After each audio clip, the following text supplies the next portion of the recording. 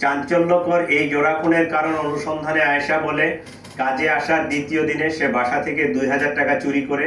এ নিয়ে গৃহকর্ত্রী আয়েশাকে প্রশ্ন করলে তার সাথে গৃহকর্ত্রীর বাক বিতণ্ডা হয়। লাইলা আফরোজ আয়েশাকে পুলিশে দেওয়ার ভয় দেখান। চতুর্থ দিন কাজে আসার সময় আয়েশা বাসা থেকে একটি সুইচ গিয়ার চাকু নিয়ে আসে।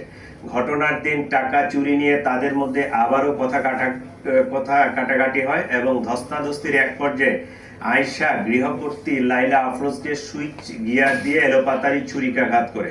এ সময় তাদের মেয়ে নাফিসা তার মাকে বাঁচাতে এগিয়ে এলে তাকেও ছুরিকাঘাত করা হয়। ছুরিকাঘাতের ফলে অতিরিক্ত রক্তক্ষরণে মা ও মেয়ে দুজনেই মারা যান বলে প্রাথমিকভাবে প্রতীয়মান।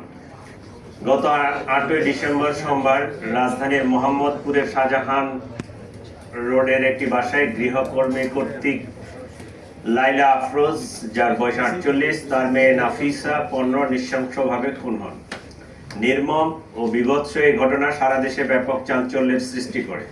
প্রাথমিকভাবে জানা যায়, ঘটনার দিন সকাল 7:51 হতে উক্ত বাসায় গৃহকর্মী আয়েশা প্রবেশ করেন এবং 9:35 সময় সে বাসা ত্যাগ করে। এই ঘটনায় নিহত লাইলা আফরোজের স্বামী বাদী হয়ে মোহাম্মদপুর থানায় একটি হত্যা মামলা দায়ের করে। ঘটনার পরপরই মোহাম্মদপুর থানা পুলিশ ও ডিএমপির ঊর্ধ্বতন কর্মকর্তাগণ ঘটনাস্থল পরিদর্শন সহ ঘটনার প্রকৃত রহস্য উদ্ঘাটন, ঘটনার সাথে জড়িত প্রধান সন্দেহভাজন গৃহকর্মী আয়েশার বিস্তারিত তথ্য সংগ্রহ করার কাজ শুরু করেন। পরবর্তীতে এডিসি মোহাম্মদপুরের নেতৃত্বে থাকা পুলিশের আভিযানিক টিম ঝালকাঠি জেলার নলছিটি থানার চরকারা গ্রামে আয়েশার স্বামী রাব্বির দাদার বাড়িতে বুধবার গতকালকে 10 ডিসেম্বর অভিযান পরিচালনা করে এবং বেলা আনুমানিক 12:30 সময় আয়েশা ও তার স্বামী রাব্বিকে গ্রেফতার করতে সক্ষম হন। তদন্তে জানা যায়, সন্দেহভাজন গৃহকর্মী আয়েশা ঘটনার 3 দিন পূর্বে উক্ত বাসায় গৃহকর্মীর কাজ নেয়।